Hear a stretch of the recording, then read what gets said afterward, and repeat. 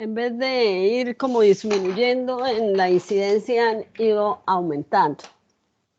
Vamos a hablar de Mycobacterium, y dentro de Mycobacterium pues está Mycobacterium tuberculoso. Es una de las bacterias con mayor potencial de virulencia, de morbimortalidad, y está asociado a, digamos, parte de la incidencia está asociada a la aparición del VIH, de la pérdida de la inmunidad de tipo celular en algunos tratamientos, pues igual que en el VIH, y eso la ha hecho de mayor incidencia. Lo que hemos observado también es cómo se han hecho multidrogos resistentes por abandono, porque no se hace un diagnóstico adecuado y a tiempo, porque enfermedades como el VIH, y según el informe que están presentando esta semana en Colombia, ha aumentado, los casos de VIH en Colombia han aumentado, probablemente no son, digamos, nativos nuestros, sino importados, como muchas de las enfermedades infecciosas de salud pública. La tuberculosis, bueno, Mycobacterium son los bacilos, lo que nosotros conocemos con el término de bacilos tuberculosos, pues eso nos hace referencia a la familia Mycobacteriaceae, que es del orden de los actinomycetales. Y dentro de estos está el grupo de las tuberculosis, el complejo, grupos que no son tuberculosos y la lepra, ¿sí? Que tienen, ¿cuál es la razón por la cual están asociados? Pues porque tienen una estructura de pared que los hace semejantes. Obviamente el genoma del Mycobacterium lepra es más pequeño, el genoma y los pares de bases que forman el Mycobacterium tuberculoso son más numerosos. Ay, ay, ay, un momentito que se me está descargando el computador.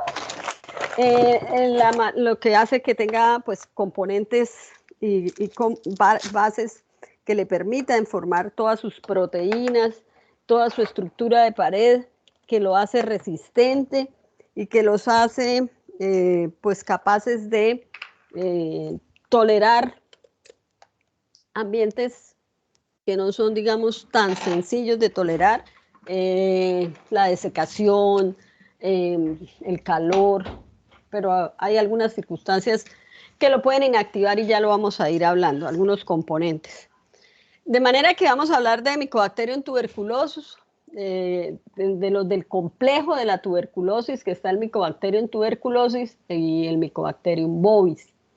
El Mycobacterium bovis también nos puede producir enfermedad en los seres humanos, y la utilización del Mycobacterium bovis y los señores Calmette-Guerin, que fueron los que diseñaron y manipularon el bacilo y nos regalaron la vacuna, que es la BCG. Y están también dentro de esos lo que el microti, el africanum y el canetic, que son responsables de casos esporádicos de la enfermedad en seres humanos, ¿sí?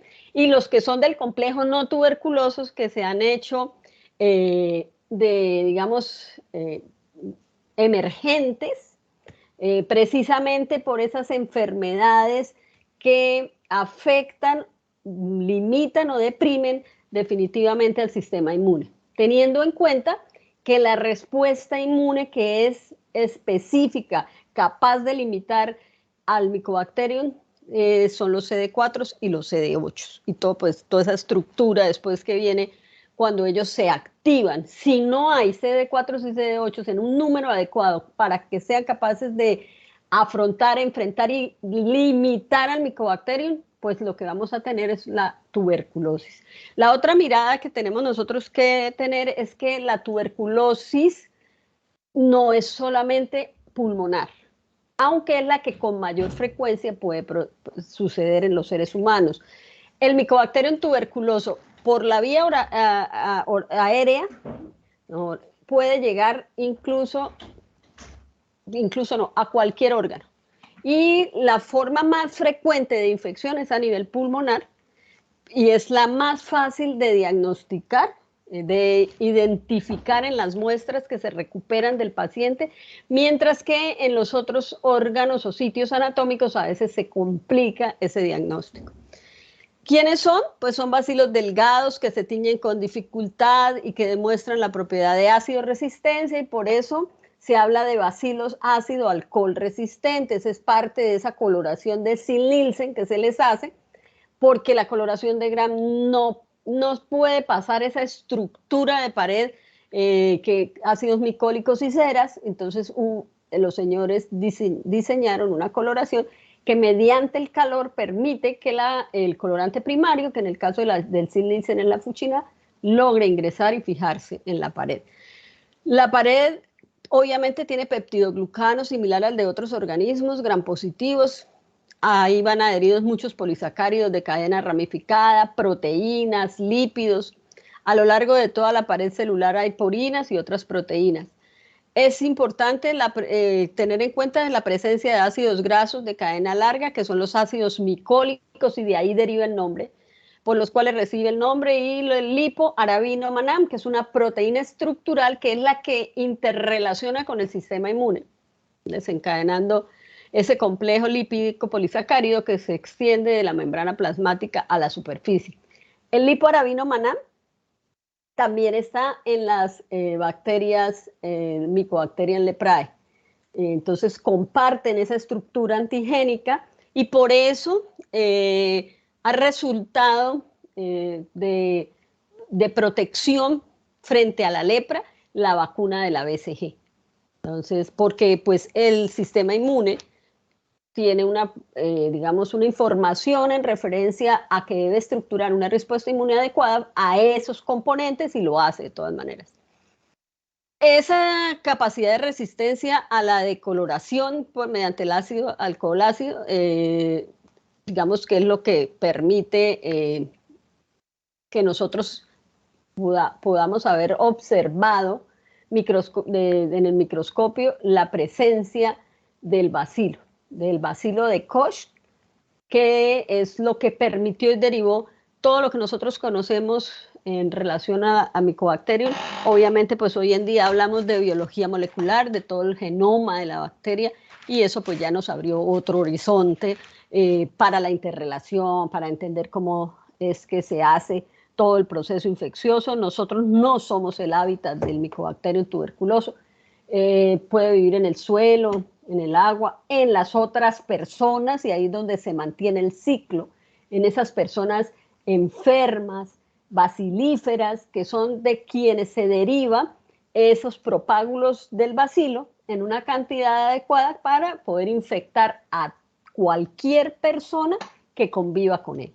Por eso es tan importante hacer la identificación de los pacientes bacilíferos, porque es la fuente de infección para la comunidad, es una enfermedad de salud pública.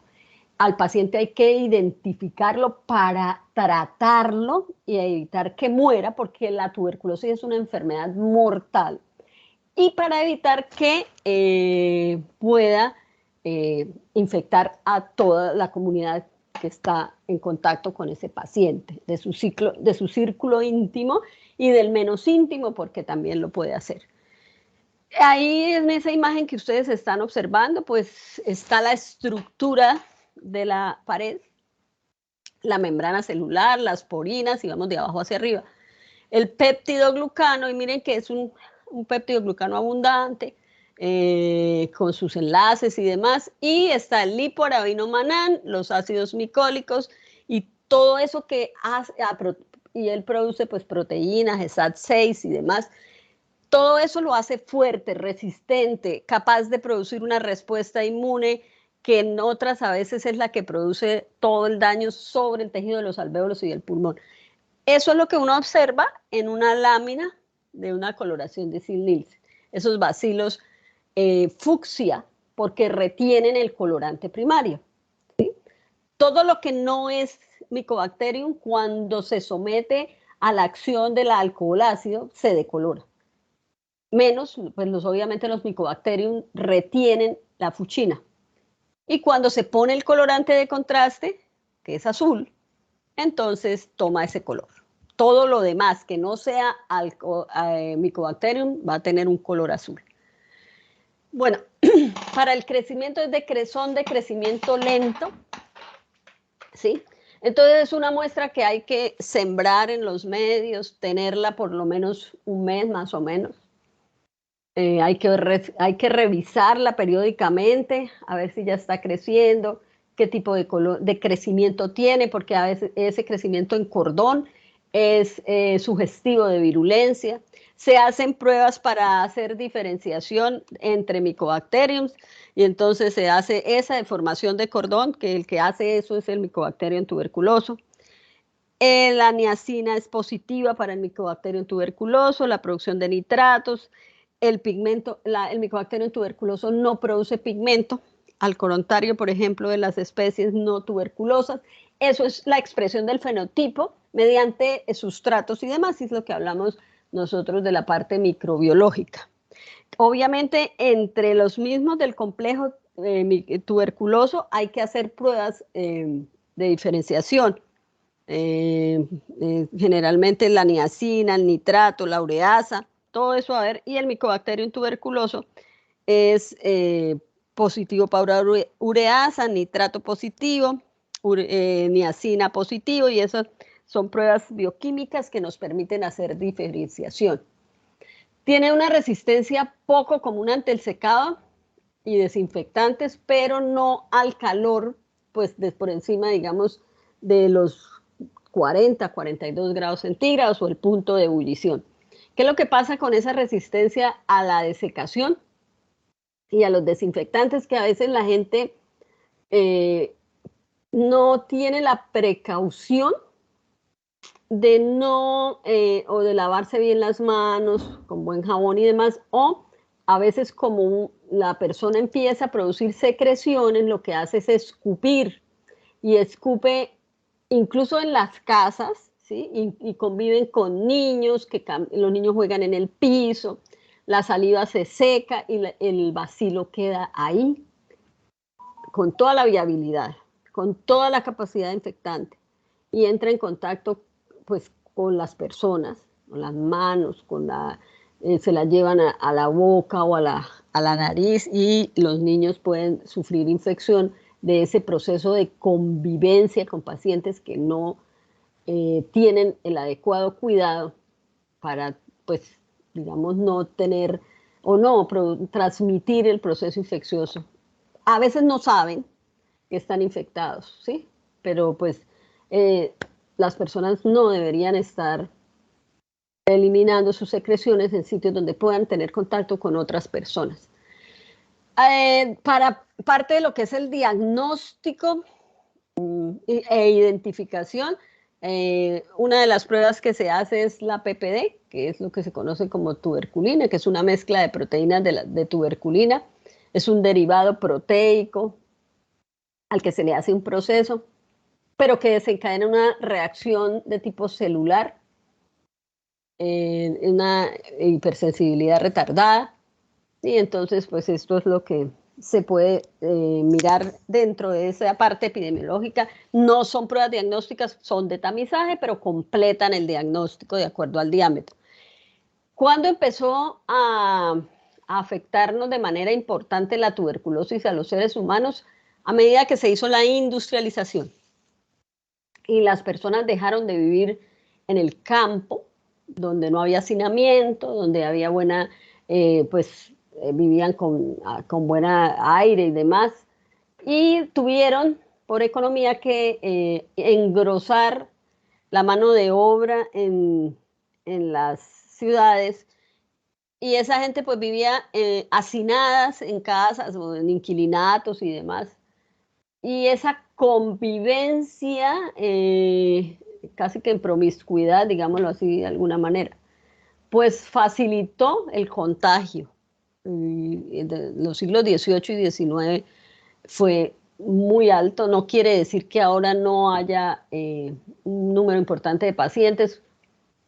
La lucha no la hemos podido ganar contra el Mycobacterium, pero bueno, ya pues se entiende todo lo que sucede. En términos de fallecimientos, las incidencias eran más altas en países en desarrollo.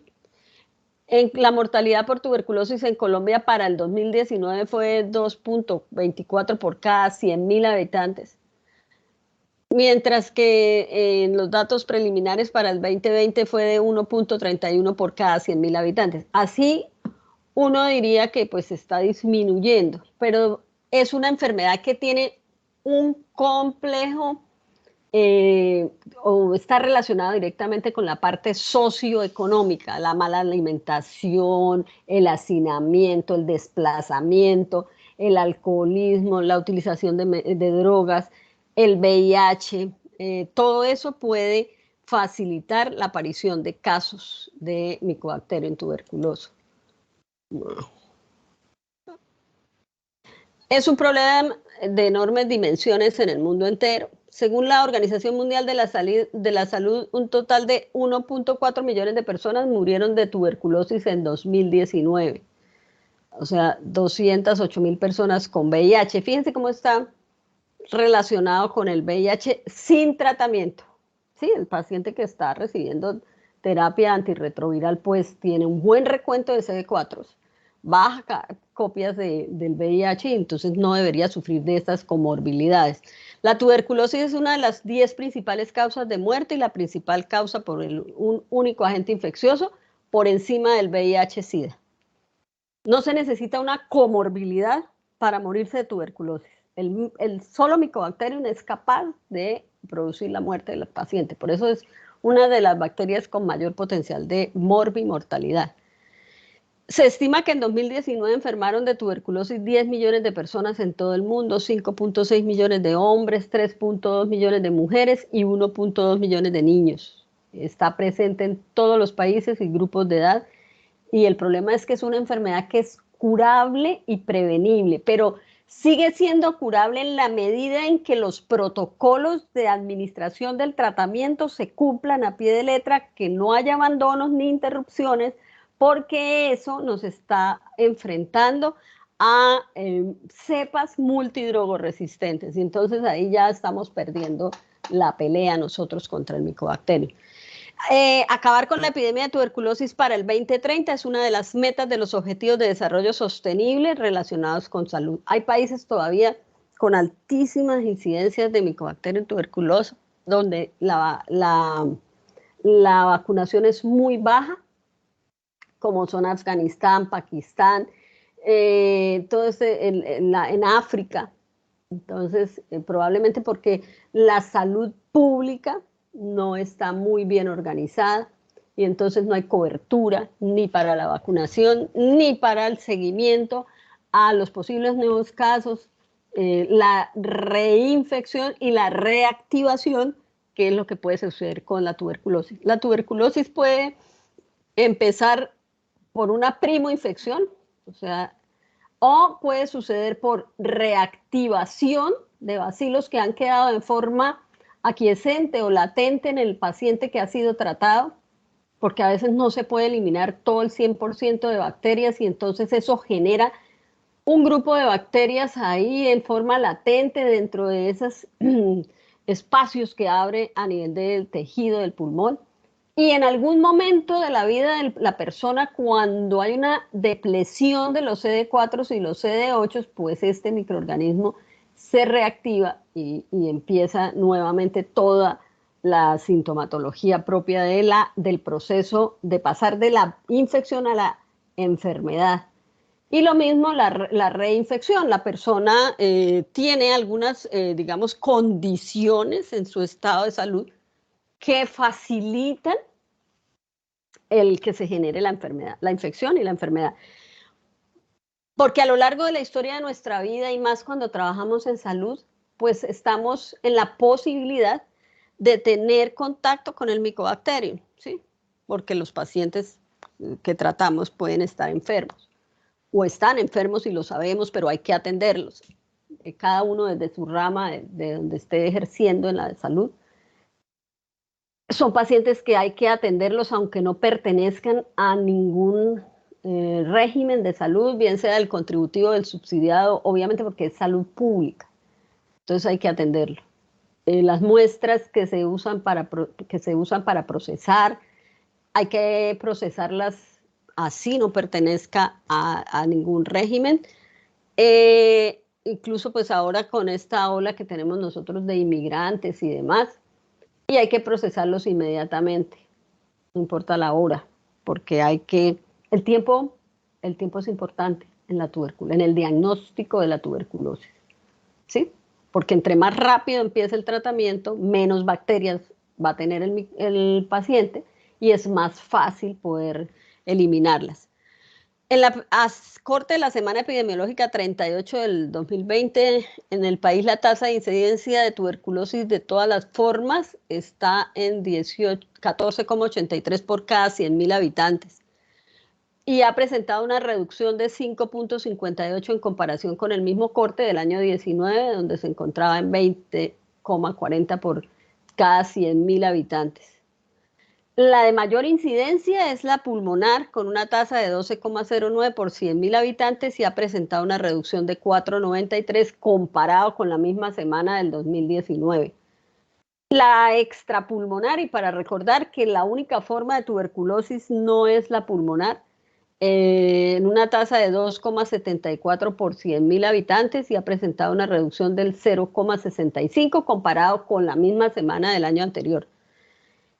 En cuanto al número de casos de tuberculosis de todas las formas, se evidenció un total de 8.182 casos para el país. Las entidades territoriales con mayor número de casos son Antioquia, Bogotá, Cali, Santander, Valle y Barranquilla.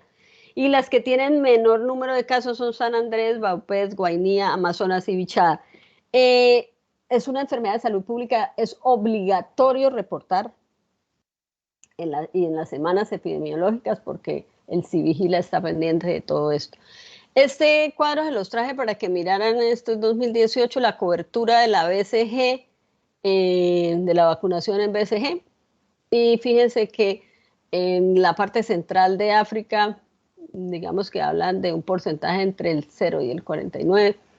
En Colombia más o menos estamos entre el 50 y el 89%. La vacuna está dentro del protocolo, pues dentro del esquema de vacunación, es la primera vacuna que le ponen a los niños, pero como todo, pues hay grupos que hoy en día no quieren que se vacunen.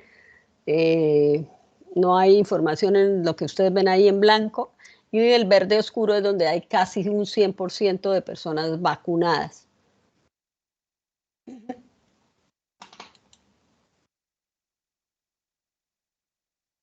Aquí el rango de tasa de por cada 100.000 habitantes, y en Colombia estamos en menos de 10. ¿Sí?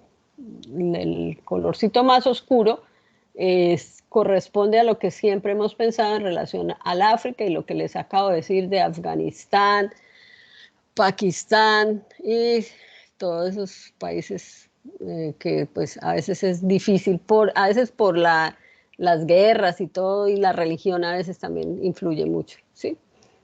Esto es más o menos para que tengan una mirada de lo que es la tuberculosis.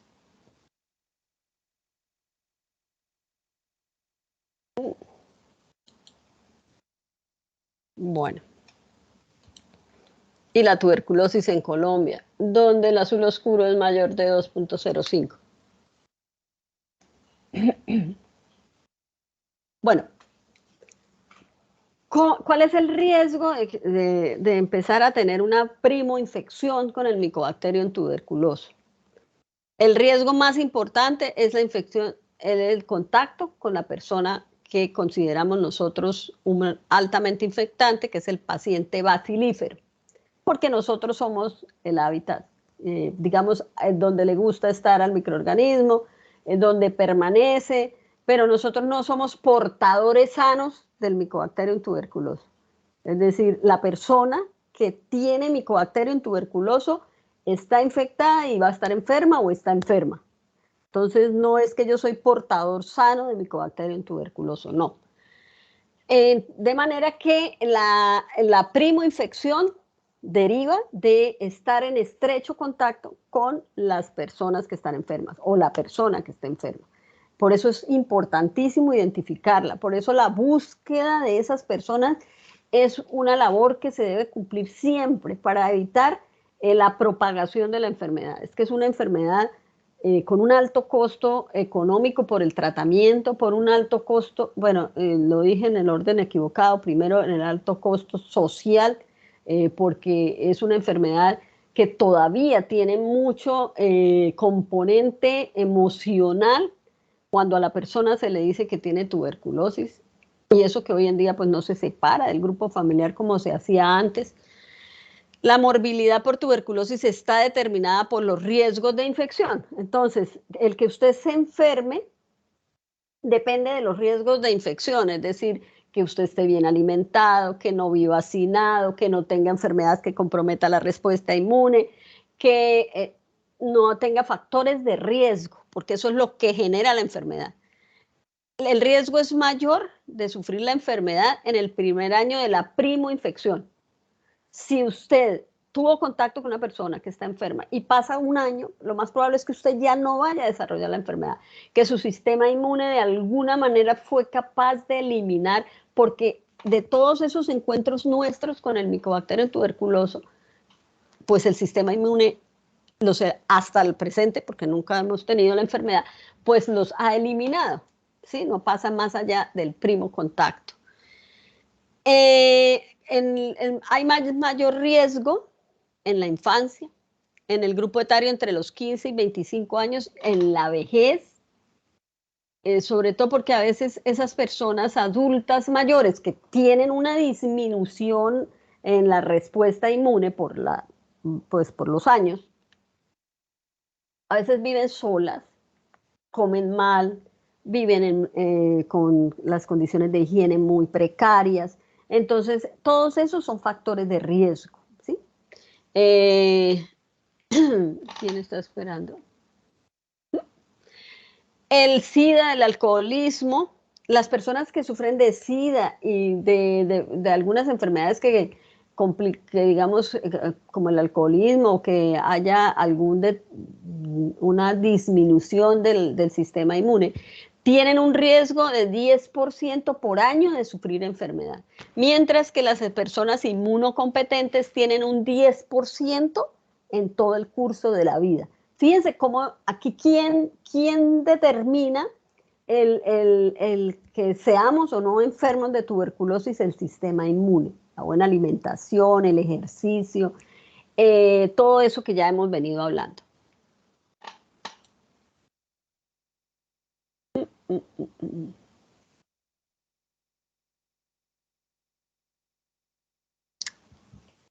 Está la primoinfección y la tuberculosis primaria. Entonces, eso es, digamos, qué es lo que sucede cuando se encuentran el microorganismo y el hospedero. Entonces, es la interrelación, ¿cierto?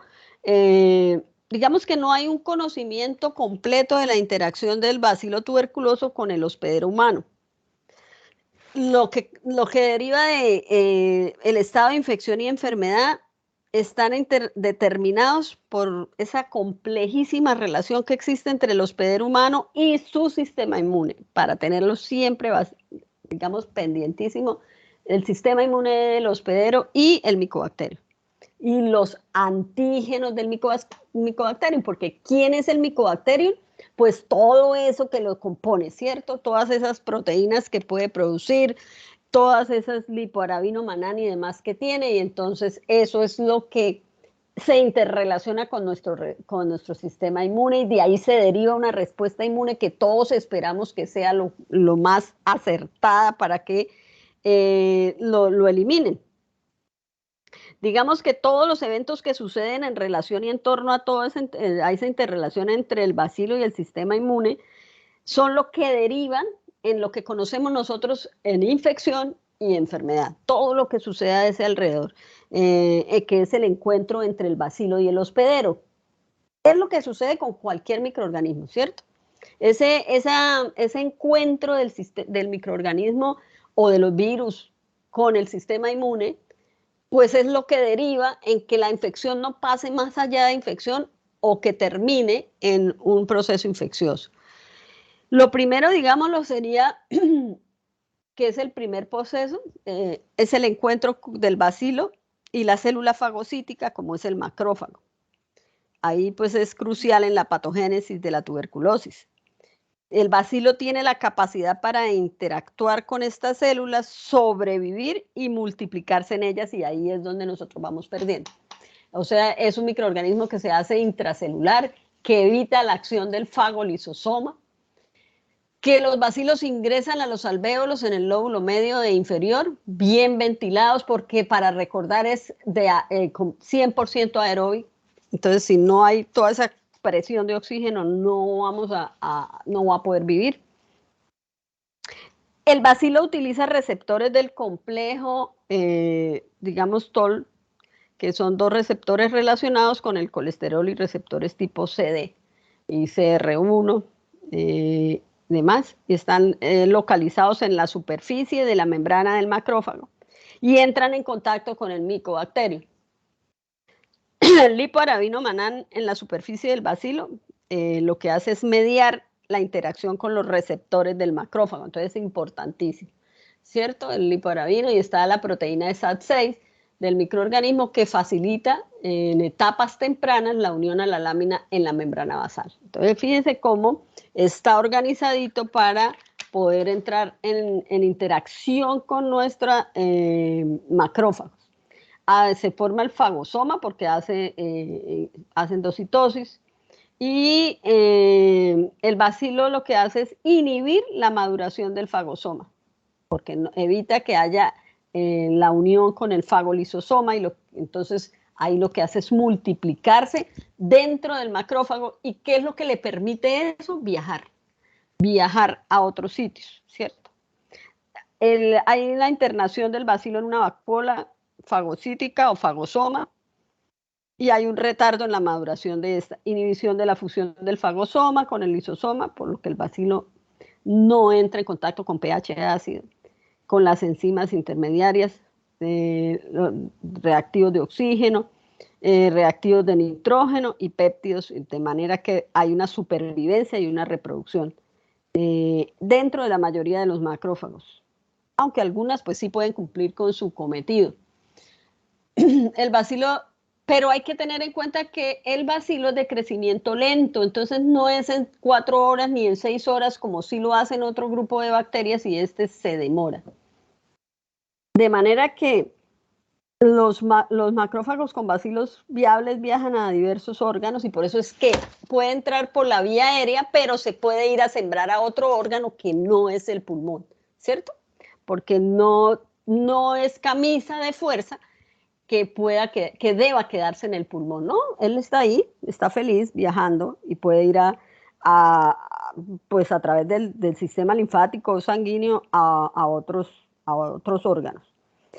Los que sí pueden destruirlo, pues presentan los antígenos a los linfocitos TSD4, y hay una activación de la respuesta T-helper-1 con presentación del antígeno, activación de citocinas. De esa capacidad para activar el macrófago y presentar antígeno, pues es de donde depende el curso de la respuesta y el proceso infeccioso. El micobacterio tuberculoso se disemina a ganglios linfáticos y a torrente sanguíneo. En esa lesión primaria, a medida que se multiplican las células del micobacterium, los macrófagos y células dendríticas liberan citocinas, como el factor de necrosis tumoral, la interleuquina 12 y el interferón gamma, que es importantísimo, la respuesta inmune frente al micobacterio. Digamos que los linfocitos TCD4 y CD8, y aquí está el por qué los pacientes con SIDA pues son tan sensibles a enfermar y morir de tuberculosis. Ya están sensibilizados con el antígeno y comienzan pues a producir ese interferón gamma, que es, digamos, la citocina más importante aquí en esta respuesta inmune, si lo queremos ver, la interleuquina. Activan los macrófagos los procesos y se vuelven más eficientes para destruir al bacilo, pero primero tiene que haber la destrucción dentro del macrófago para que se lo puedan presentar, activar CD4, CD8 para que se liberen las interleuquinas 12 y el interferón gamma, para que vengan y atraigan a los linfocitos T y a otras células inflamatorias para que se liberen todos los marcadores de la inflamación, todo lo que es proinflamatorio. Y ya esas células T, CD4 reclutadas de este modo inician una respuesta inmunitaria tipo T helper 1 durante más o menos de 3 a 9 semanas, en las cuales el interferón gamma es el principal activador de los macrófagos. Y de hecho le miden a la persona hoy en día ese interferón a ver cómo está. Hay formación de granulomas mediante la secreción del factor de necrosis tumoral, porque es, digamos, la máquina que necesitamos para poder destruir ese microorganismo, porque es muy fuerte, es muy resistente. Los granulomas sirven para contener la infección. La formación de estos indica una respuesta inmune eficiente, y los bacilos contenidos en los granulomas quedan en forma latente y pueden ser el origen de una reactivación endógena de la enfermedad. Hay pacientes que tienen esos bacilos porque no han sido eliminados del todo. A medida que las bacterias se multiplican, van generando proteínas micobacterianas, ya todas las que vimos, la ESAD, la lipoarenomanam, produce proteína CFP10, un complejo antigénico, los ácidos micólicos, alfa cristalina y antígenos 19 KDA. O sea, él está bien estructurado. Que desencadenan una respuesta de tipo de celular retardada con sus fagocitos líquido y liberación de enzimas digestivas. Y esto es lo que añade un componente destructivo al proceso y es la única fuente conocida de lesión en la tuberculosis. Dependiendo de, digamos, de ese tipo de respuesta, se manifiesta en una estructura microscópica llamada granuloma, y ahí va formándose pues todos los fibroblastos, células gigantes. Y a medida que va creciendo este granuloma, la naturaleza destructiva del componente de hipersensibilidad celular conduce por lo general a necrosis. Entonces, toda esa degranulación, toda esa actividad celular que llega y está ahí contenida dentro del granuloma es lo que va a afectar el tejido, y por eso se producen lesiones, digamos, de caseificación, y va quedando ese daño sobre el pulmón. Y eso es lo que en últimas puede afectar de manera importante al paciente. Eso se denomina una necrosis caseosa porque es debido a la apariencia semisólida, que es parecida a queso del material que se encuentra en el centro de las grandes lesiones gruesas. A veces también describe apariencia lisa y vítrea de los granulomas microscópicos. Ahí está todo, digamos, la imagen que ustedes ya la conocen de cómo la persona bacilífera tose, la persona, digamos, el receptor de todo eso, en esa persona ingresan, se multiplican, van hasta los ganglios linfáticos y ahí van a alvéolos y a pulmón y empieza toda esa secreción linfática. Dentro del alvéolo es que se produce toda esa interrelación, incluso la producción de interferón, el factor de necrosis y el interferón gamma, la acción de la respuesta de tipo celular, la hipersensibilidad retardada y la activación de los macrófagos alveolares, la formación del granuloma y las cavidades. Aquí una imagen para que veamos nosotros cómo el tiempo que pasa entre el momento cero del proceso de la infección hasta el momento más o menos de la formación del granuloma. Y si ustedes observan en la imagen hay un espacio de tiempo de más o menos 6 semanas, porque es un microorganismo que se demora mucho en multiplicarse y en hacer una interrelación con el sistema inmune. De arriba hacia abajo vemos todos los puntos, pues en la imagen donde está el cuerpo a nivel de pulmón y cómo se extiende hasta otros órganos. Y ahí nos da una idea de que puede ir a cualquier víscera, a hueso, a vejiga y al sistema nervioso central. Una vez que el macrófago fagocita la bacteria, empieza a multiplicarse dentro de esta, pero algunos son destruidos y presentados. Hay factor de necrosis tumoral, interferón gamma, interleuquinas 1 y empieza a formarse el granuloma. Esa es la manera que tiene el sistema inmune para detener el bacilo en el interior. En la parte inferior está en unas negativos y positivos o cruces, las pruebas la respuesta a la PPD, que es un derivado del Mycobacterium, un derivado proteico, que desencadena o hace que haya una respuesta digamos, de celular que se hace menor, negativa o positiva, de acuerdo a si la persona estaba en contacto o no con el Mycobacterium y dependiendo del tiempo digamos, el desarrollo normal de la enfermedad. ¿Sí? Entre más corto sea el tiempo entre el contacto, el primo contacto y el proceso de multiplicación de la bacteria, pues esa prueba que se le hace cutánea a la persona es negativa. A medida que el tiempo va pasando y el sistema inmune ya ha instaurado una forma de respuesta, ya reconoce, la respuesta celular reconoce derivados del Mycobacterium y el Mycobacterium, obviamente esa prueba va a ser positiva y si ustedes alcanzan a ver cuando ya estamos hablando de más o menos 6 semanas, esa prueba es positiva, más o menos 4 cruces.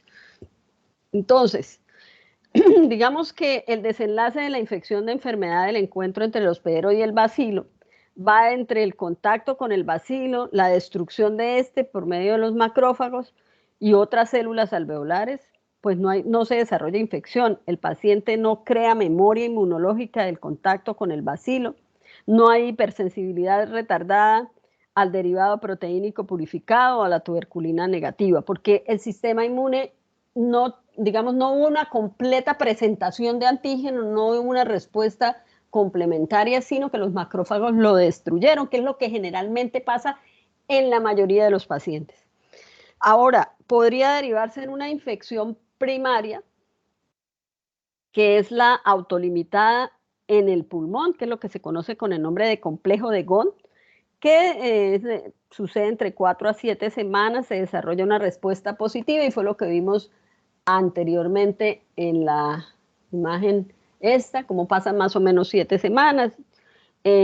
Aquí sí ya es positiva a la tuberculina, respuesta inmune de hipersensibilidad retardada, indicadora de que la inmunidad adquirida se estableció, porque le presentaron derivados del antígeno, porque activaron CD4 y CD8, porque hubo toda esa, digamos, una manera eficiente para contener la infección, pero puede quedar en el paciente una infección latente, con hallazgos radiológicos, la observación de granuloma, de calcificación, con evidencia de cadenas ganglionares, iliares y la tuberculina positiva. Y las enfermedades primarias, que como son consecuencia del contacto inicial, generalmente localizado en pulmón, pero puede ser autolimitada, en cuyo caso el paciente evoluciona a la forma latente de la infección. Hay otras infecciones que son diseminadas desde el pulmón y digamos que generalmente se observa más en niños y en ancianos y en pacientes inmunosuprimidos, cuando están en contacto con el bacilo por primera vez. Si en ese evento se autolimita el proceso infeccioso, el paciente evoluciona hasta la forma latente de la infección. Entonces, la tuberculosis latente, en esta existen algunos microorganismos, digamos que cuando encaran los microorganismos la privación de oxígeno y de nutrientes, en lugar de morir, entran en un estado latente prolongado llamado así, latencia. Ahí, tranquilitos, sin multiplicarse, pero quieticos. Algunos consideran la llegada de las células T específicas para Mycobacterium, que llegan más o menos a 3 a 4 semanas después de la infección, como el inicio de la contención más que de la curación. Y aquí es donde, ¿Profe? digamos, sí, dígame. Profe, en la tuberculosis latente, ¿sí va a ser positivo para tuberculina? Si hay ya una interrelación con el sistema inmune, con la respuesta inmune de tipo adaptativo, sí. Porque fíjense todo lo que ha pasado para que se suceda la forma latente. Ya lo que hace es que ya incluso quedan hasta en algunos granulomas el Mycobacterium. Entonces ahí ya quiere decir que hubo una interrelación con la respuesta inmune adecuadamente, ¿cierto? se formó granuloma, hubo presentación de antígeno y de esa manera la prueba puede dar positiva. No en todos los pacientes, todo depende del tipo de paciente, si es a veces inmunocomprometido o no. Entonces ahí hay que tener mucho cuidado con esas pruebas. Hay pacientes que les puede dar negativo, ¿no? La otra cosa que hay que tener en cuenta es si el paciente está vacunado o no, porque puede dar, pero eso depende del diámetro y ya lo vamos a ver más adelante, ¿ok? Depende del diámetro que dé. ¿Sí? Listo, profe, gracias. Bueno, cuando hay una reactivación endógena, o sea, de lo que está ahí en esa forma latente, el paciente desarrolla la enfermedad, generalmente desarrolla a nivel pulmonar o extrapulmonar. Generalmente la pulmonar forma cavitaciones, entonces eso es lo que se puede encontrar. Digamos que se desconoce específicamente qué es lo que facilita la supervivencia. Puede ser la naturaleza cerosa de la pared del Mycobacterium, que es la que ayuda porque, digamos, es la que le permite mantenerse en ese ambiente. Se cree que los bacilos latentes se encuentran principalmente en granulomas cicatrizados en los pulmones, pero también se pueden encontrar ampliamente distribuidos con o sin evidencia de la inflamación granulomatosa local. Estos organismos en el pulmón y en otros sitios duermen esperando la reactivación meses, años e incluso décadas después. En la mayoría de las personas que sufren esta infección primaria, eso no sucede. O sea, como tiene una buena respuesta inmune, generalmente no vuelve a reactivarse. A veces se cree que porque logró al final eliminarlos a todos o porque no hay un compromiso del sistema inmune, que ya lo que hemos venido avisorando nosotros como parte de lo que deriva en la enfermedad. Y hay lo que nosotros consideramos como la reactivación exógena, que es cuando el paciente que tiene una infección latente se reinfecta de fuentes exógenas y desarrolla la enfermedad. En adultos se han identificado factores micobacterianos, que es como lo que se considera como los factores promotores de resucitación. Se cree que por encima de estos focos latentes en general se ha atribuido a cierta disminución de la inmunidad. Y cuando nosotros pensemos en eso, generalmente tenemos que saber que cualquier compromiso del sistema inmune puede derivar en estas reactivaciones. Generalmente en los nuevos focos se localizan en áreas del cuerpo que tienen una tensión relativamente alta de oxígeno, que son las que favorecen el crecimiento, porque es una bacteria aerobia. Están en el vértice del pulmón, allí es donde con mayor frecuencia se sucede o se están. Se pueden con propagación. Hay granulomas coalescentes, grandes áreas de necrosis gaseosa que a menudo afectan la pared de pequeños bronquios y que después, pues entonces empieza a emitir ese material necrótico, lo cual deriva en una cavidad pulmonar y en una propagación bronquial, y así es como se va extendiendo. Con frecuencia también se erosionan los pequeños vasos sanguíneos y por eso generalmente empieza a haber hemoptisis, porque digamos, uno de los signos de la afección pulmonar por el Mycobacterium es la producción de secreción, lo que se conoce con el nombre de esputo. Como coloquialmente la gente habla de un gargajo. Y ese esputo termina siendo sanguinolento, herrumbroso, porque hay daño de los vasos sanguíneos, a veces más grandes. Y a veces ustedes pueden encontrarlo como el signo de Rasmussen, que es el daño en esos vasos sanguíneos. Digamos que esa naturaleza destructiva no es directamente relacionada con un producto específico del Mycobacterium, sino por todo lo que está sucediendo ahí. Y todo lo que pasa deriva de la incapacidad del hospedero para controlar al Mycobacterium. Entonces, la carga de proteínas del Mycobacterium son las que estimulan la respuesta de tipo celular retardada, que es la que dijimos que era autodestructiva. termina autolesionándose porque su presencia del antígeno y toda la parte de respuesta inmune pues hace que haya una respuesta inmune de tipo celular, una hipersensibilidad retardada, que es en últimas la que va a, digamos, a aumentar la magnitud de los daños. ¿Cómo es la respuesta inmune? Es similar a la que se observa con otras bacterias patógenas. Esto incluye respuesta de receptor tipo TOL generadas por el reconocimiento de componentes de la pared celular del Mycobacterium tuberculoso y toda la parte fagocítica. La parte adaptativa se relaciona de manera principal con el desarrollo de reacciones mediadas por linfocitos TCD4 a través de la T-helper 1. Hay la destrucción intracelular del Mycobacterium por los macrófagos, activación del factor de interferón gamma y otras citocinas en un paso esencial. Y este señor es fundamental para tratar de detener el Mycobacterium y para que se estructure toda la respuesta, porque acuérdense cuál es el papel de las citocinas: alertar, atraer y desencadenar toda esa formación de granuloma y demás. La presencia del granuloma ya en sí es la evidencia de que el hospedero está tratando de detener a este Mycobacterium, porque esa pelea es grande, es una bacteria muy resistente, muy fuerte.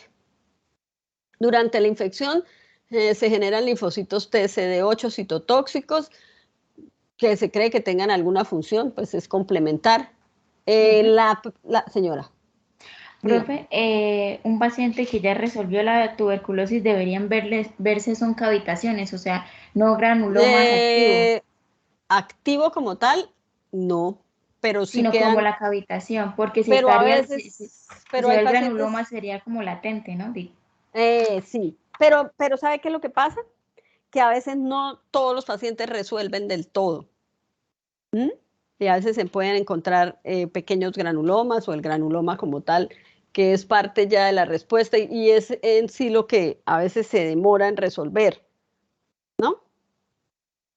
Sí, profe, gracias. Bueno, mire, se producen anticuerpos de todas maneras, pero no, digamos que no tienen mucho papel aquí en este tipo de lucha que tienen que desencadenar contra el microorganismo. O hasta la presente no le han encontrado cuál es digamos, el papel de los anticuerpos. La tuberculosis primaria es asintomática o se manifiesta solo por fiebre y malestar general. Eso es muy, digamos, muy inespecífico.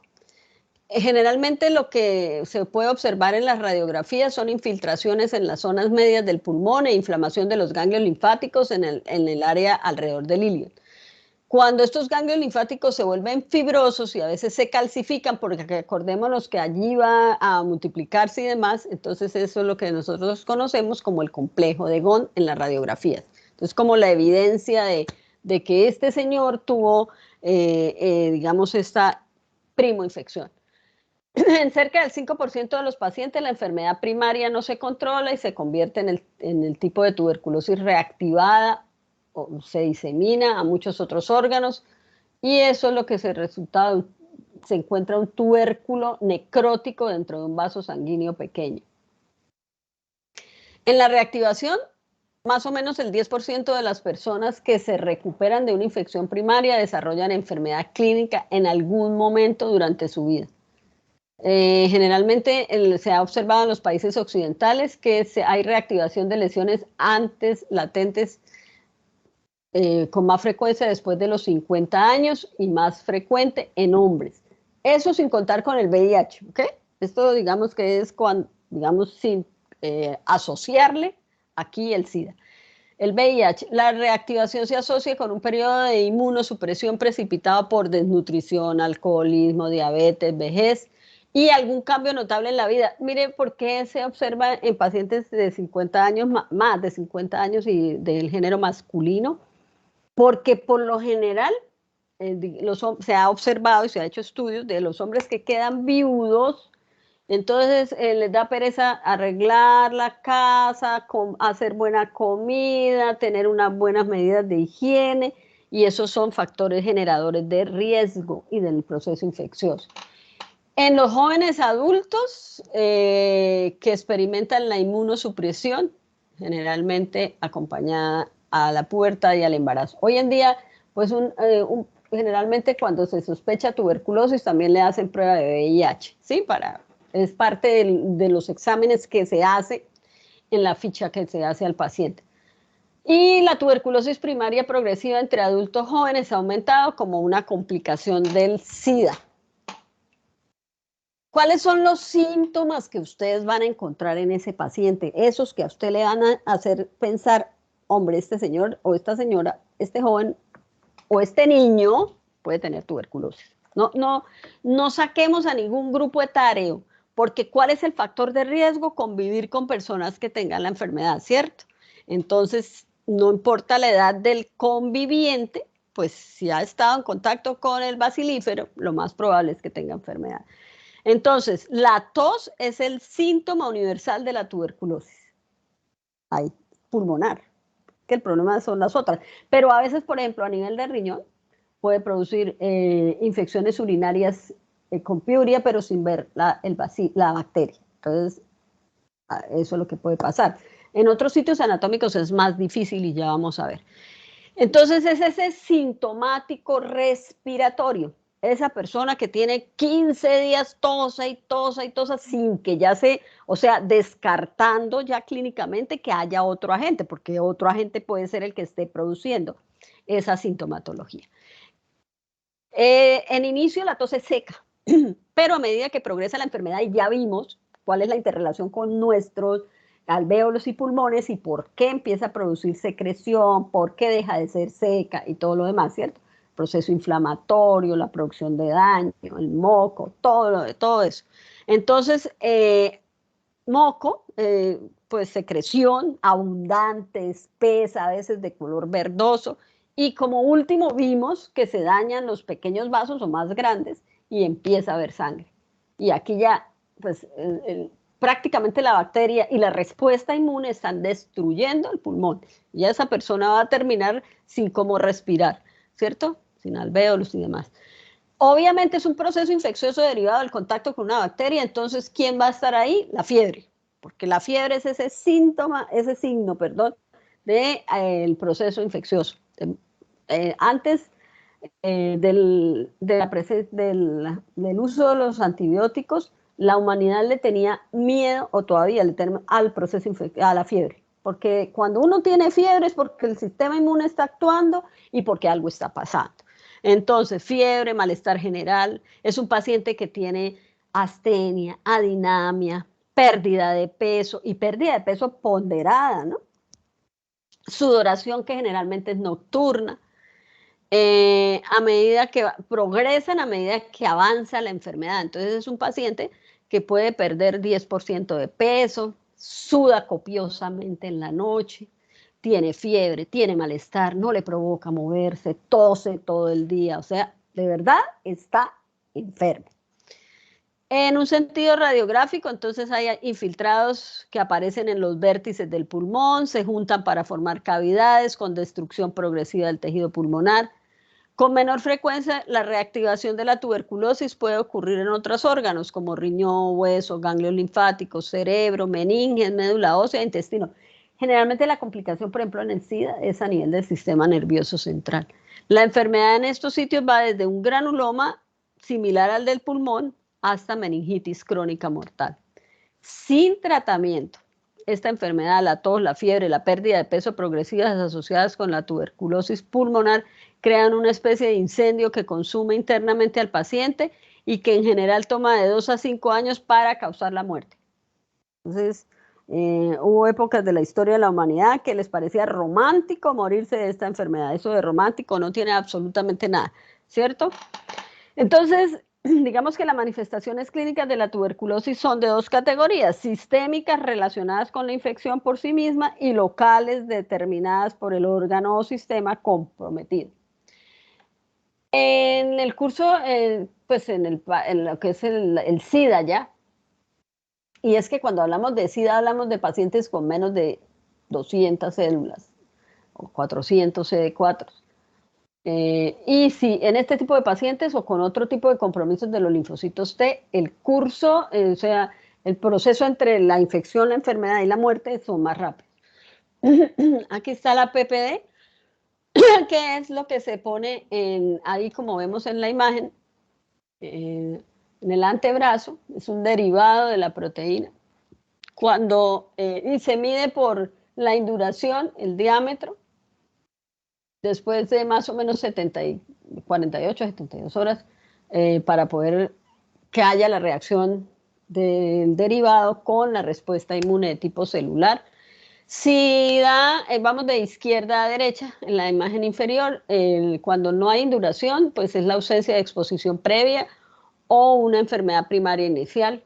Entre los 5 y los 10 milímetros hay que saber si la persona está vacunada con BCG o es una reacción sospechosa en áreas geográficas en las que la tuberculosis es infrecuente, porque si no circula el bacilo ahí, la persona tiene este tipo de respuesta. Entre 10 y 15 milímetros, aproximadamente en un 90% de las hay posibilidad de infección y por encima de los 15 milímetros, entonces en un 100% de posibilidad de infección. No es diagnóstica de por sí misma, o sea, no es la única cosa que se hace para el diagnóstico, pero es parte de lo que se tiene en cuenta para saber si la persona tiene o no la tuberculosis. La PPD es un derivado purificado de proteína, es estandarizada de acuerdo a su reactividad biológica, o sea, unidades de tuberculina. Actividad de tuberculina es igual a la actividad contenida en peso específico del derivado proteico, con un amortiguador determinado y se mide por la magnitud de reacción en los humanos. Se habla de una primera potencia, de 5 potencias intermedias y de 200 UT, que son segunda potencia. Se usa 0.1 mililitro intradérmico y se lee pasadas entre 48 y 72 horas. Las personas que han tenido la infección se puede observar induración a las 24 o 48 horas, positiva induración de 10 milímetros, reactividad superior a 15 milímetros, paciente con infección cierta, negativos cuando no han tenido en contacto o en la etapa inicial, y cuando hay exposición cierta y da negativo hay que dar una profilaxis de isoniazida, más o menos 6 meses. ¿Cómo se hace la identificación? Bueno, hay que buscar, mire, cuando una persona es diagnosticada, ya es un caso confirmado de tuberculosis, entonces hay que buscar todos los convivientes porque a todos hay que hacerles la prueba de la baciloscopia, ¿sí? Hoy en día todavía se hace baciloscopia y es la forma de apoyo desde el laboratorio clínico para complementar esa impresión diagnóstica, porque cuando son enfermedades de salud pública tienen tres complementos o 3 componentes mejor para hacer el diagnóstico. El clínico, que es ese análisis del paciente que hace el médico, la parte epidemiológica, el nexo epidemiológico, el contacto con la persona que es confirmado como caso o es un caso confirmado de tuberculosis, hay que buscar todos los convivientes porque hay que hacerles baciloscopia. Y desde el laboratorio. Entonces son tres componentes para confirmar el caso, ¿cierto? Las muestras para el laboratorio son 3 para el diagnóstico, 3 muestras de esputo en 3 días, que ojalá 3 días distintos, pero aquí hay que tener contacto con el entorno. Si la persona vive y es fácil ir al sitio donde se procesan y se toman las muestras, pues se le cita 3 días seguidos, ¿sí? Pero si el paciente es un habitante de calle, por ejemplo, que en esas brigadas que hacen lo encontraron o porque tiene nexo con algún otro y demás, o porque se sospecha que habitar en calle es un factor de riesgo, entonces se buscan esas muestras y se procesan. Entonces hay que tomarlas todas el mismo día, con intervalos de 1 o 2 horas y se recogen todas el mismo día. Lo mismo la persona que vive en la zona rural, que vive a 8 o 10 horas de camino del sitio donde se toma la muestra y se procesa, pues cuando venga a la institución prestadora de salud, pues se recogen todas las muestras. El ideal es que la persona tome la muestra una vez que se levante, porque ha estado toda la noche acostada, tiene bastante secreción. La muestra hay que hablarle a la persona que debe ser una secreción, un esputo, no saliva, porque la saliva no nos sirve. Lo que sirve es lo que ellos coloquialmente llaman gargajo. Entonces hay que decirle que espute, que libere el gargajo. ¿Listo? En el adulto, en el niño hay que hacer un lavado porque el niño no es capaz de sacar la secreción solito. Sí, puede ser también líquido cefalorraquídeo, líquido pleural, orina. Se procesa con la tinción de Sid-Nielsen o con auramina. Hay que hacer placa de rayos X, cultivos en medios especiales de Lowenstein-Jensen o Middlebrook, teniendo en cuenta que la muestra la llevan al laboratorio y hay que a esa muestra hay que agregarle hidróxido de sodio para eliminar la microbiota acompañante, que solo nos quede el Mycobacterium. Fíjese lo resistente que es. Sobrevive a la acción del hidróxido de sodio. Hay que sembrarlo previamente descontaminada la muestra para eliminar la posibilidad de contaminación. Ahí está la coloración de Sid-Nielsen. Entonces, 3 muestras para el diagnóstico, el ideal 3 días seguidos, pero ya sabemos que no. Se hace coloración de Sid-Nielsen, se buscan los bacilos en la lámina y la observación de un solo bacilo ya es la confirmación de la evidencia de que el paciente es un paciente que está infectado por Mycobacterium tuberculosis. ¿Sí? Es positivo, porque ya dijimos que tenerlo es estar enfermo, ¿sí? Porque no debemos tener bacilos de la tuberculosis. Hoy en día pues hay otras formas de identificación que son la PCR, que es la reacción en cadena de la polimerasa, la secuenciación específica de ADN mediante electroforesis. Obviamente se le hace estudio histopatológico, biopsia, porque a veces el Sid-Nielsen es negativo, pero sí se pueden observar los granulomas. El cultivo de los tejidos que debe hacerse antes de fijar con formol. En Cúcuta, en el Hospital Universitario Erasmo Meós, hay un equipo de PCR en transcriptasa reversa en tiempo real, que se llama GeneXpert, que identifica la presencia del bacilo de Mycobacterium tuberculoso en los pacientes que tienen tuberculosis pulmonar, con un valor agregado que identifica los factores de resistencia a la rifampicina en las muestras que se procesan. Entonces ya a las 6 horas del proceso se sabe que el paciente es positivo y que además puede tener una cepa que es resistente a la rifampicina. Entonces eso ya le permite a quien le va a dar el tratamiento determinar cuál es el camino a seguir en el proceso de tratamiento de este tipo de pacientes. Aquí una imagen para que ustedes vean que generalmente los procesos infecciosos a nivel pulmonar son en el 80%. La técnica de Sid-Nielsen puede ser positiva si tienen el proceso infeccioso. ¿Por qué la PCR es más sensible? Porque lo que busca el genoma y necesita menor cantidad del material genético de la bacteria en la muestra, mientras que el ojo humano, para poderla ver, necesita un número mayor de bacterias en la muestra, por eso es. En un 20% se habla de la posibilidad de una infección extrapulmonar con 5% de meninges. La técnica del Sid-Nielsen a menudo es negativa, entonces a las muestras de líquido cefalorraquídeo se le hace cultivo y obviamente PCR. En ganglios linfáticos se habla de más o menos un 30%.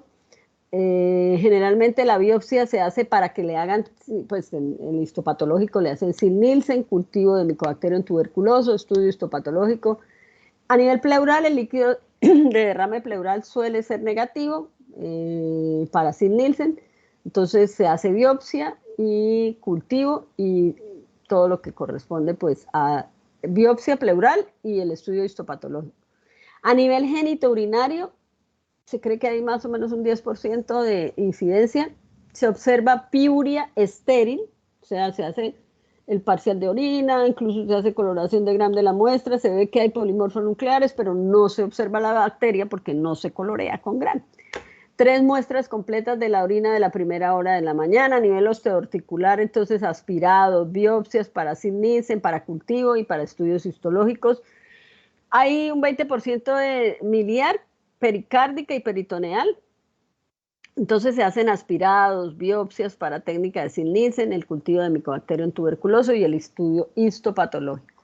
Otra imagen para ver más o menos qué es lo que se hace. Entonces, las muestras de esputo que se recogen una cada día, se van procesando el mismo día, ojalá fueran consecutivos, pero ya sabemos que pues, hay que buscarle la comba al palo cuando las circunstancias no lo permiten. Se hace Sil-Nielsen y si lo vamos a cultivar hay que ponerle hidróxido de sodio para eliminar la microbiota acompañante. En caso que sea líquido, pleural, cefalorraquídeo, peritoneal, biopsias no contaminadas, pues no hay que hacer nada más porque son zonas donde no hay microbiota acompañante. Se concentra, se hace tinción de Sil-Nielsen, se siembran en cultivos, se hace PCR, conservadores, es la técnica de PCR, se puede cultivar en Lowenstein-Jensen, que es un medio cultivo inclinado, que hay que cultivarlo durante más o menos unas 6 semanas, que se debe mirar semanalmente a ver si hay evidencia de cultivo. Las otras técnicas como el BATEC, pues han acortado el tiempo de aparición de la evidencia del crecimiento del Mycobacterium, porque se libera CO2 y pues, se puede determinar que hay CO2 porque hay presencia de microorganismos. Entonces crecen y metabolizan, dando lugar a una señal positiva al cabo de más o menos 1 o 2 semanas. Entonces aquí ya estamos viendo que el tiempo de aparición de la señal de crecimiento es supremamente más reducido, ¿no? Más que, por ejemplo, en el Lowenstein-Jensen. Hay que hacer pruebas de sensibilidad, pero como es un microorganismo de crecimiento lento, entonces no nos sirven las técnicas, por ejemplo, que se usan para enterobacterias o eso, porque esas son para bacterias de crecimiento rápido. Entonces hay que hacer pruebas de sensibilidad de los antibióticos, generalmente en medios líquidos, para determinar a qué es sensible y en qué dosis. De igual manera se hace lo que es la parte de biopsia para los estudios histopatológicos y microbiológicos. Entonces, pues fíjense ustedes que eso lleva tiempo, lleva, digamos, costos, y obviamente pues todo eso se le hace a la muestra, se hace cultivo desde la primera muestra, de una vez se siembra para ver si es, para confirmar y para hacer pruebas de sensibilidad. Bueno, ¿a ustedes qué les va a llegar de reporte del laboratorio? Si le llega negativo para bacilos ácido-alcohol resistentes, quiere decir que su paciente no tiene bacilos. Ojo, no depende de la clínica. Si usted sospecha por clínica que su paciente puede tener tuberculosis, insista, busca otra forma de ver cómo hace la identificación y demás, porque esto es paraclínico, pero generalmente coincide la prueba con la sospecha clínica, ¿no? Y bueno, entonces, cuando le llegue positivo para bacilos ácido-alcohol resistentes, una cruz, quiere decir que la persona que hizo la baciloscopia encontró menos de un bacilo en 100 campos, porque si uno no encuentra nada, tiene que mirar mínimo 100 campos, ¿sí? 2 cruces quiere decir que en 50 campos se encontraron entre 1 y 10. Fíjense que entre más vaya encontrando uno, menos campos tiene que mirar. Y cuando hablamos de 3 cruces, cuando hay más de 10 por campo, en 20 campos. Entonces, ¿eso qué quiere decir? Entre más cruces, pues más mal está el paciente, porque más bacilos tiene. ¿Okay? Y usted tiene que tenerlo en cuenta para cuando pida el control. El tratamiento en primera línea, bueno, esto es una enfermedad de salud pública con un protocolo de diagnóstico, tratamiento, seguimiento y demás, determinado por la Organización Mundial de la Salud y por el Instituto Nacional de Salud. Y ahí hay que hacerlo así, acá en Colombia, pegadito a lo que dice el protocolo. Aquí no se puede uno poner creativo para nada, hay que hacerlo. Isoniazida, rifampicina, piracinamida, etambutol, streptomicina. Esa es la primera línea, por eso, y el corazón de eso es la rifampicina, por eso sí es resistente y además sí es resistente, generalmente es resistente a isoniazida, entonces ahí ya por lo general son 3 o 4 y por eso hablamos de multidrogoresistencias, ¿sí? Entonces eso fíjense cómo complica. Hay otros de segunda línea como son canamicina, capreomicina, etionamida, cicloserina, ofloxacina, ciprofloxacina. Como toda sustancia tiene efectos secundarios, la canamicina es ototóxica, las otras son hepatotóxicas, por eso esto es una cosa, el tratamiento, el diagnóstico, esto es interdisciplinario y transdisciplinario porque hay que hacerle pruebas de funcionamiento hepático y demás. ¿Cómo se suministra este tratamiento? Este tratamiento no le dicen al paciente tenga sus blister y vuelva después, no señor, hay que supervisarlo. Y ahí es donde se pierden algunos pacientes porque no quieren ir, porque tiene efectos secundarios, porque tienes habitante de calle. Bueno. Según los protocolos de la Organización Mundial de la Salud, tienen de 2 a 6 meses. Con VIH obviamente son más largos. Con ciclos de a 2 meses, 2, 4, 6. Cuando cumple los 2 primeros meses hay que hacerle otra vez una baciloscopia de control. Esta es solamente una muestra, a no ser que el médico estime que pues, recoja otras 2 y que sean 3, ¿sí? Bueno, pero el protocolo dice una muestra. A los 4 meses otra vez y a los 6 meses. Se supone que la persona a los 2 meses ya debe estar negativa, si no, entonces tiene alguna resistencia. Pero recordemos que con la primera muestra que recogió se hizo cultivo y pruebas de sensibilidad. En meningitis hay más o menos isoniazida y rifampicina durante 9 meses. Se usa etambutol como cuarto antibiótico cuando se demuestra que procede de una región donde se ha observado resistencia alta. Isoniazida, rifampicina, piracinamida son potencialmente hepatotóxicos, de manera que hay que hacer valoración periódica de función hepática. Etambutol y streptomicina son nefrotóxicos, entonces también valoración de función renal. El régimen terapéutico correcto logra que el paciente deje de ser contagioso a las 2 semanas, o sea, deja de ser bacilífero, deja de ser un riesgo para sus convivientes y para el resto de comunidad. Y obviamente el médico debe evaluar por clínica si el paciente está mejorando. Ustedes saben si ya hay remisión o no hay, si ha empezado la remisión. ¿Por qué? Porque cambian todos los síntomas, todos los signos, ¿cierto? Y todos los ruidos que ustedes puedan oír, las placas de rayos X y las pruebas que se hacen en laboratorio.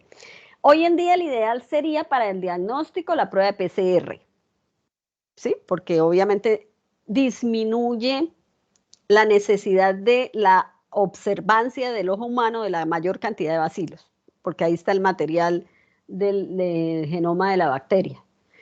Pero para el control, el ideal sí es la baciloscopia. ¿Por qué? Porque pueden quedar en la muestra que se recoja remanentes del material genético de la bacteria, aunque ya no la haya ahí.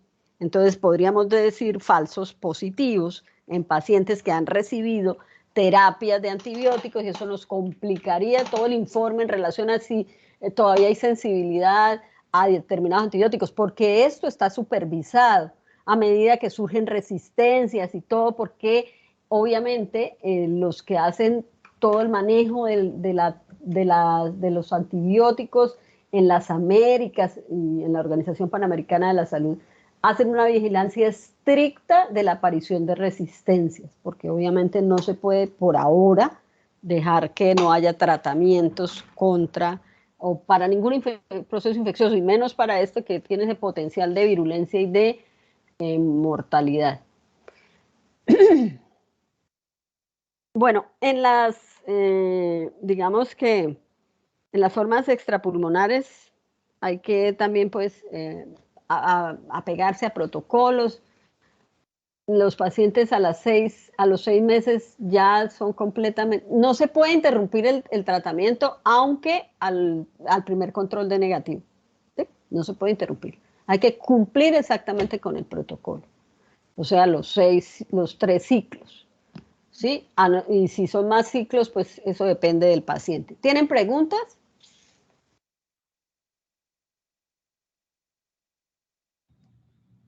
No, señora. No, profe. Bueno, chicos, entonces nos encontramos mañana. Hasta luego, profe. Gracias. Hasta mañana. Doctora, nuestro quiz de este corte es nuestra próxima clase. ¿Ya? Sí, señora, porque el día primero es nuestra última clase, dado que el 8 es festivo. ¿Cómo así? Entonces, ¿cuándo acabamos? Ya nuestra última clase es la próxima semana. Y la Última siguiente, clase antes del quiz, dice usted. No, el quiz es el primero porque el 8 es festivo y el siguiente ya son parciales. Oh my God. O sea que la otra semana acabamos. Sí, señora. No me diga. Sí, por eso le estoy No, contando. no me diga porque estamos colgados entonces de tema. Sí, Nos por falta eso la mitad del tema. No, profe, lo que pasa es que hay un festivo a mitad de semana, la semana antes de parcial, entonces... No, yo le entiendo eso. Lo que no entiendo es a qué hora pasó el tiempo. Espéreme un minuto, espéreme. Entonces, el miércoles es primero. Bueno, mire, ¿sabe qué podemos hacer? Que el 2 hablamos de bacterias, ¿sí? Y el 8 ya es parciales. No, el 8 es festivo, el 9 es normal y la siguiente semana es la semana de parciales. Ya, ahora sí, no, me asustaron. O sea, la otra semana todavía podemos hacer clase y la otra también. Listo, ya. No, la próxima semana es primero y 2, normales. Clases normales, ok. La siguiente es 8 y 9, el 8 es festivo. Pero hacemos clase el 9, si Dios quiere. Pero hacemos clase el 9, sí, señora. Bueno, casi me da un infarto. O sea que el 9 son los dos quizzes. ¿Son el 9? Listo. O usted lo va a hacer primero y 9, no sé, como usted ordene. No, el 9 y le damos con toda la otra semana porque me toca Mycobacterium lepra y... Ay, auxilio, córreme como el zorro. Bueno, ahí vamos a ver. ¿Listo? No, dejémoslo para el 9. Listo, doctor. Ok, listo. Feliz tarde. Entonces, mañana hablamos de Mycobacterium, de esto, Cryptococo y Pneumocystis jirovecii. ¿Ok? Correcto, doctor. Bueno, entonces hasta mañana. Que descansen. Chao, profe. Chao. Hasta luego, profe. Gracias. Chao.